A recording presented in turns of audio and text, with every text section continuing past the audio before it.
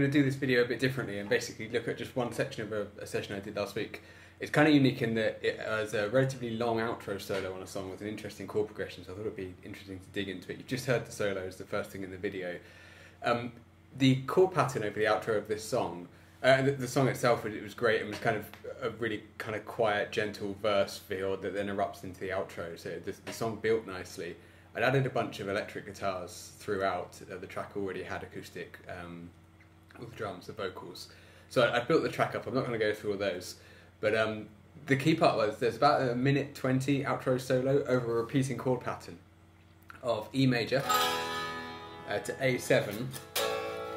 So interesting thing is we're already not in any diatonic key at that point because there's no major key that has those two chords. To C sharp minor and then to C major. That kind of being the distinct outlier in the four chord pattern.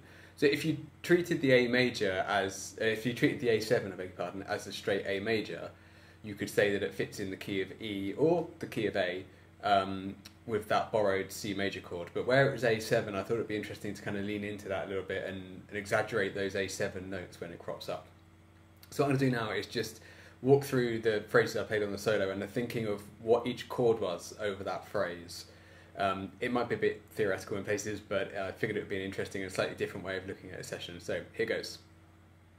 Alright, so the first phrase actually starts just before the first E major chord lands. It's basically a kind of jump into the third of the E major. So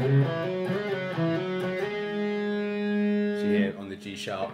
And then as the chord goes down to the A major, it's landing on the E there. Now to navigate the first time we see the C sharp minor to C, it's basically an E major pentatonic lick here. And then changing just the final note to get to C major.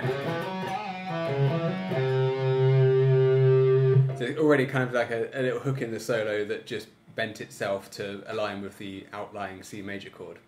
Now over the exit of that C major chord, just an arpeggio of C. Mixed with C major pentatonic arpeggio, and basically ending on the third, which is also the root of the target chord. So at that point we've left the C chord, gone back into E, and then a kind of dirty sounding country style bend.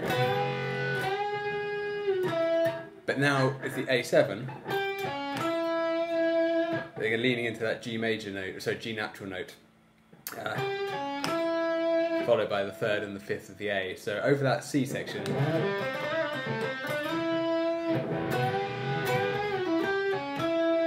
you hear that G just kind of pokes its head out a little bit, which highlights that A7 chord. Then a pretty straight C sharp minor pentatonic lick.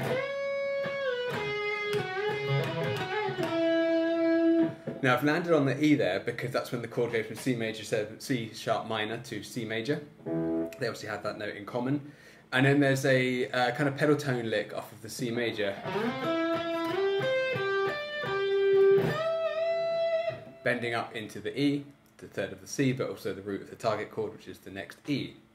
So I hope this is following. So again, that little lick. Now, at that point, the E major chord's going. I wanted to, the next line is the bit that sounds slightly, kind of almost slightly out. I wanted to highlight the arrival of the A7 chord, but early. So the next bend you hear. So there I'm thinking kind of A mixed to Lydian, bending up into the flat 7 from the F sharp, so 6 to flat 7. And then flat 7 to root. Back down to the E. Interesting bit there, because it happens early, you're actually playing an F sharp and a G over an E chord, which kind of sounds a little bit bluesy, just rubbing that kind of minor against the major chord. Then there's a slight pause, we get to the C sharp minor chord. So down the C sharp minor arpeggio, and then really the kind of, I guess, the piece of flash in the solo,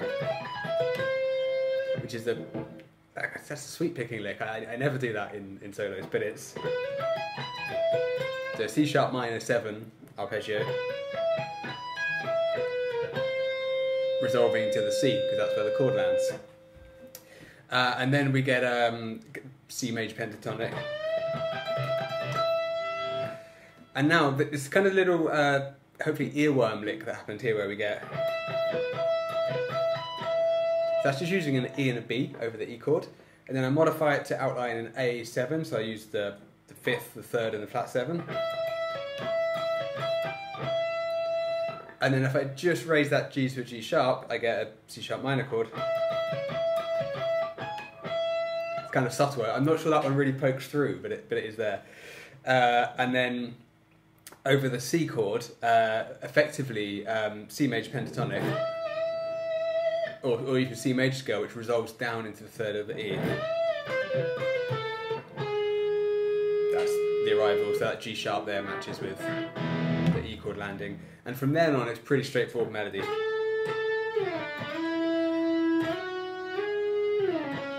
you're kind of just hearing chord tones